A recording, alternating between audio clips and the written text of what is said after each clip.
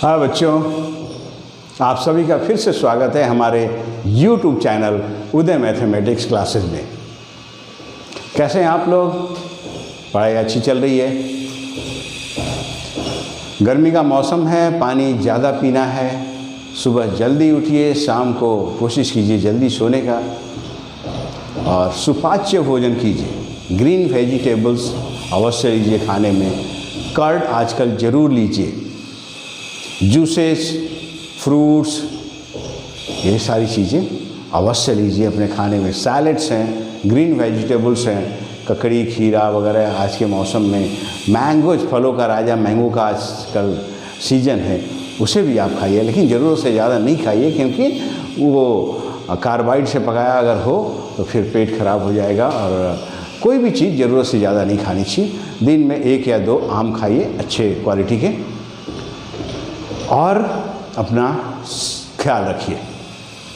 ज़्यादा से ज़्यादा लिक्विड लेने की कोशिश कीजिए, ठोस से ज़्यादा, मतलब खाना उतना ज़्यादा नहीं खाइए जितना कि आप पानी पीजिए, क्योंकि मौसम गर्मी का है और आपको बॉडी के सिस्टम मेटाबॉलिज्म को फिट रखने के लिए, सिस्टम को इक्विलिब्रियम को मेंटेन करने के लिए आपको लिक्विड की ज़्यादा से ज़्यादा ज़रूरत इस मौसम में पड़ेगी। तो पानी ज़्यादा से ज़्यादा पीजिए। रात को अगर जब भी जगते हैं तो आप आलस मत कीजिए। उठते हैं, प्यास लगी है तो आप पानी अवश्य पीजिए। दिन में कहीं से आते हैं, पानी प्यास लगी है तो आप, ज़रूरी नहीं है कि आप पानी ही डायरेक्ट पिएं। हो सकता है जूस के रूप में आप लिक्विड ले रहे हों, अपनी प्यास बुझा रहे हों, कभी कभी लस्सी के रूप में, कभी कभी छाछ के रूप में, कभी कभी आप कुछ लेमन वाटर आजकल चला हुआ है, सत्तू का जो घोल है जिसमें ऑनियन वगैरह, ग्रीन चिली और चटनी वगैरह डाल करके अच्छा उसको इस सीज़न में पिया जाता है, ताकि हमारा सिस्टम हमेशा हेल्दी रहे। और सुपाच्य खाना खाना ज़रूरी है, ठीक है।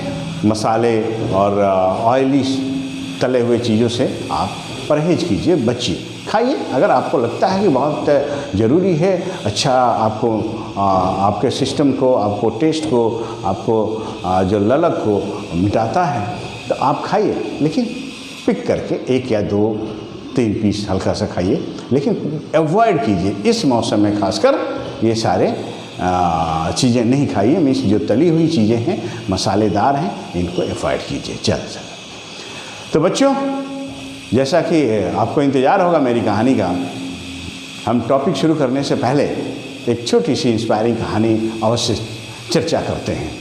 तो चलिए आज की कहानी चर्चा करते हैं। बहुत छोटी सी है, बहुत ही अच्छी इंस्पायरिंग कहानी है।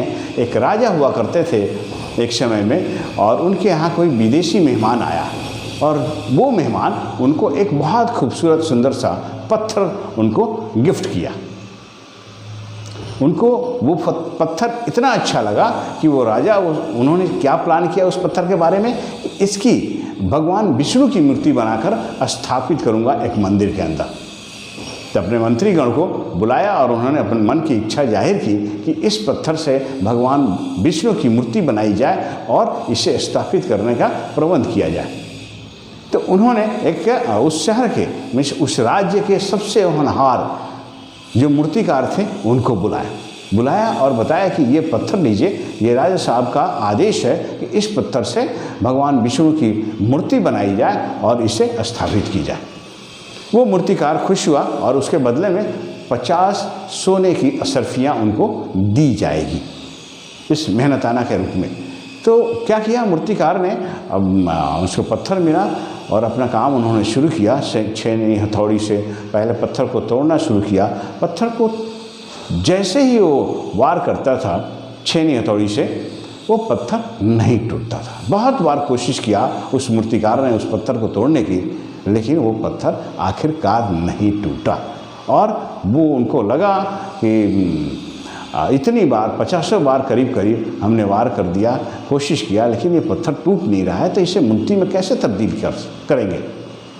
इस अपनी मंशा को, अपना जो डिसीजन है, इसको लेकर के महामंत्री के पास, जो उनके पास ऑर्डर लेकर आए थे राजा की तरफ से, उनको संपर्क किया और बोला कि ऐसी बात है, ये पत्थर तो टूटता ही नहीं, तो मूर्ति बनने का कोई सवाल ही नहीं उठता। तो ये संभव नहीं है, मैं मूर्ति नहीं बना पाऊँगा। बहुत उदासी हुई, लेकिन राजा का आदेश था, उस मंत्री को, महामंत्री को मूर्ति, भगवान विष्णु की मूर्ति उस पत्थर से बनवानी ही है, बनवानी ही पड़ेगी, क्योंकि ये राजा की मंशा है, राजा का आदेश है। तो उन्होंने क्या किया कि एक छोटे से मूर्तिकार को संपर्क किया उस राज्य के, और उन्होंने उससे मूर्तिकार को वो पत्थर भेंट किया और बोला कि देखिए ये पत्थर है और राजा साहब का आदेश है कि इस पत्थर से भगवान विष्णु की मूर्ति बनाई जाए और इसको भव्य आयोजन के साथ स्थापित किया जाए। तो वो मूर्तिकार बहुत प्रसन्न हुआ कि हमारे पास ये काम आया है राजा की तरफ से, और इसके एवज में कुछ जो एवज में जो मिलना चाहिए 50 सोने की सरफियाँ दी जाएगी। इससे और अधिक प्रसन्न हुआ और वो अपना काम शुरू किया। और पहली जब कोशिश करने लगा, मतलब पत्थर को तोड़ने की पहली कोशिश की, तो वो पत्थर टूट गया। जब टूट गया और इसके बाद वो उससे मूर्ति बनाना शुरू किया और खूबसूरत मूर्ति बना करके जब महामंत्री को पेश किया तो उन्हें बहुत खुशी तो हुई, लेकिन इस बात की ग्लानि भी हुई कि उस जो हमारे राज्य के सबसे प्रसिद्ध मूर्तिकार था और जो चहेता और पसंदीदा मूर्तिकार था, उस मूर्तिकार ने अगर कोशिश की होती सही से, मतलब और भी थोड़ी सी कोशिश की होती, तो ये चांस उसको मिला था और 50 सरफियाँ तो उनको मिलती ही, और साथ में जो प्रसिद्धि और राजा की तरफ से जो उनको प्रोत्साहन मिलता और शाबाशी मिलती और तारीफ़ें मिलती, वो अलग होती। तो बच्चों, मूर्ति तो बनी, लेकिन जिसको सौंपा गया था उससे वो मूर्ति नहीं बनकर, जिससे उम्मीद नहीं की गई थी, उसने उस मूर्ति को बनाया और उसके बदले में वो मेहनताना भी अच्छा हासिल किया और साथ साथ राजा के संपर्क में भी आया, और इस तरह से उसने अपनी योग्यता साबित की। तो बच्चों, इस कहानी, छोटी सी कहानी से आपको क्या सीख मिलती है? बहुत ही छोटी सी कहानी है, लेकिन बहुत ही बड़ी सीख आपको मिलती है। सीख ये कि आप अपने अगर किसी भी मकसद में लगे हैं तो तन मन से, जी जान से उस मकसद में लगे रहिए, मतलब उसके पीछे लगे रहिए, अपने कर्म को नहीं छोड़िए। और समय ऐसा आएगा, तब तक नहीं छोड़िए जब तक कि कामयाबी आपके हाथ नहीं लग जाए। स्वामी विवेकानंद ने भी बोला है, क्या बोला है कि आप जागिए और अपने जो कर्म हैं वो तब तक करते रहिए जब तक कि आप सफलता को न पा लें। सफलता पाना मतलब आपने उच्च कोटि का कार्य किया, मीन्स जिस तरह का कार्य चाहिए आपने संपन्न किया, तभी आपको सफलता हासिल हुई। और सफलता सबको हासिल नहीं होती, सिर्फ कर्म करने से ही नहीं होती। कर्म है, प्रेजेंस ऑफ माइंड है, धैर्य है, साहस है, बहुत सारे परीक्षा की घड़ियाँ आपके उस दौरान आती है। हर फेज में आपको अपने आप को संभालना होगा और अपनी मेहनत को जारी रखनी होगी। तो बच्चों, आप अपनी पढ़ाई जारी रखिए, इस क्वालिटी को, इस गुण को अपने जीवन में उतारिए और जीवन में सफल बनने की पूरी कोशिश कीजिए, और सफल आप अवश्य बनेंगे अगर इस तरह के गुण आपके अंदर आ गए तो चलिए आज का टॉपिक शुरू करते हैं। आज का टॉपिक भी उतना ही जानदार है, उतना ही आपको क्या बोलते हैं, इंटरेस्टिंग है। तो चलिए आज बात करते हैं हम अलजबरा के बारे में।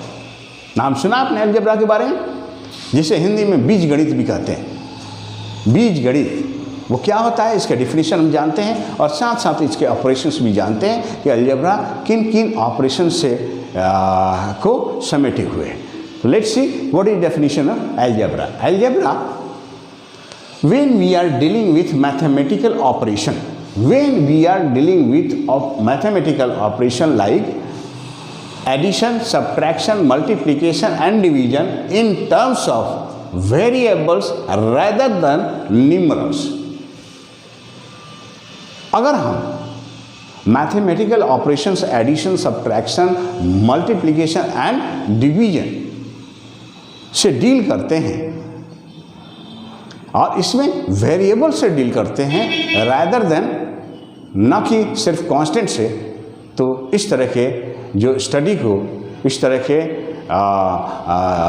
जो सिस्टम को हम अलजेब्रा कहते हैं, बीजगणित कहते हैं। For example 2x + 3x + 4x, this is the equation. इसमें वेरिएबल्स हैं जो कांस्टेंट वैल्यू नहीं है, तो इस तरह के इक्वेशंस को हम क्या बोलते हैं? Algebraic equation. तो लेट्स सी कौन कौन से ऑपरेशंस हैं।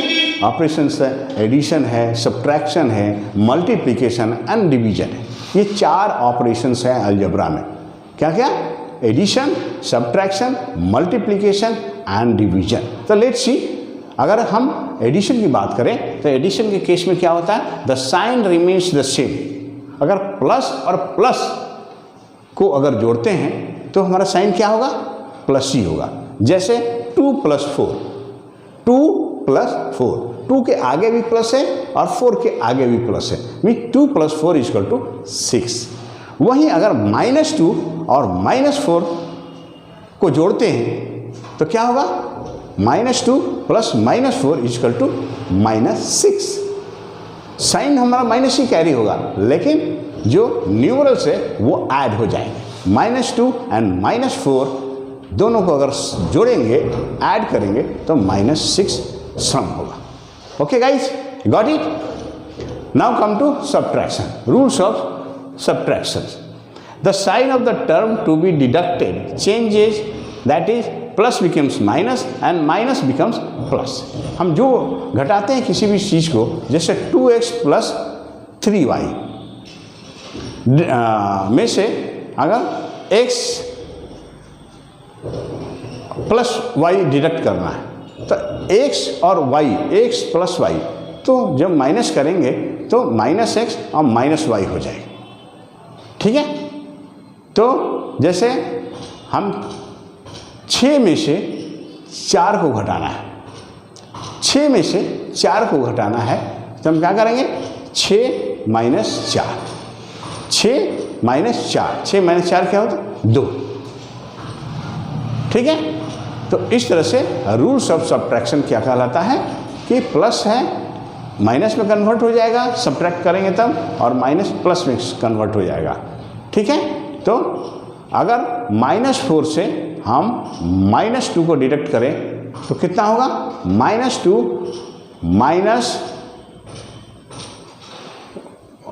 -4 से -2 को, -4 -2, तो माइनस माइनस प्लस हो जाएगा तो +2 आ जाएगा। -4 + 2 मीन्स -2 इसका आंसर होगा। तो बच्चों आप ध्यान से सब्ट्रैक्ट करें या ऐड करें, साइन का बहुत ज़्यादा ख्याल रखें। साइन मैटर करता है क्योंकि गणित छोटी छोटी गलतियों में सुधार का ही नाम है। छोटी सी गलती हुई कि पूरा मैथमेटिकल कैलकुलेशन आपका गलत हो जाएगा। So now come to rules of multiplication. Rules of multiplication, plus और प्लस को जो मल्टीप्लाई करेंगे तो प्लस होगा, माइनस और माइनस को मल्टीप्लाई करेंगे तब भी प्लस होगा। मतलब सेम साइन को मल्टीप्लाई करेंगे तो प्लस होगा और अपोजिट साइन को मल्टीप्लाई करेंगे तो हमेशा माइनस होगा। जैसे -2 मल्टीप्लाइड बाई -3, -2 मल्टीप्लाइड बाई -3, तो माइनस और माइनस जब मल्टीप्लाई होगा तो दोनों प्लस हो जाएगा, और 2 और 3 जब मल्टीप्लाई होगा तो 3 दूनी 6, तो 6 हो गया। -2 मल्टीप्लाइड बाई -3 = 6, तो माइनस और माइनस जब मल्टीप्लाई हुआ तो प्लस हो गया। तो सेम साइन जब मल्टीप्लाई होगा तो ऑलवेज प्लस होगा। जैसे प्लस प्लस मल्टीप्लाई होगा तो प्लस होगा, माइनस और माइनस भी मल्टीप्लाई होगा तो भी प्लस होगा। अगर लेकिन अपोजिट साइन अगर मल्टीप्लाई होगा तो क्या होगा? वो माइनस साइन होगा। जैसे प्लस और माइनस को मल्टीप्लाई किया तो माइनस साइन होगा, माइनस और प्लस को भी मल्टीप्लाई किया तब भी माइनस साइन होगा। तो रूल्स ऑफ मल्टीप्लिकेशन क्या है, समझ में आ गया? Okay, now come to rules of division. Rules of division में क्या है? The same rule as multiplication. Division में भी सेम ही रूल है जैसे कि मल्टीप्लिकेशन में थे। वेयर एज, जबकि powers are subtracted in division. Powers को क्या करते हैं? सबट्रैक्ट कर देते हैं डिवीजन में। जैसे a पर पावर 4 डिवाइडेड बाई a पर पावर 2 क्या हो जाएगा, a is equal to a पर पावर, जिसका बेस a है, दोनों का सेम है, तो a पर पावर 4 माइनस 2 मीन्स a पर पावर 2 हो जाएगा। तो पावर सब्ट्रैक्ट हो जाएगा, अगर डिवीजन में है तो पावर सब्ट्रैक्ट हो जाएगा। तो इस तरह से हमारा रूल्स ऑफ डिवीजन भी आपको समझ में आ चुका होगा। Now come to let's you एक एग्जाम्पल छोटा सा लेते हैं, जिससे कि ये सारे रूल्स आपको क्लियर हो जाएंगे, इसके फंडामेंटल्स क्लियर हो जाएंगे।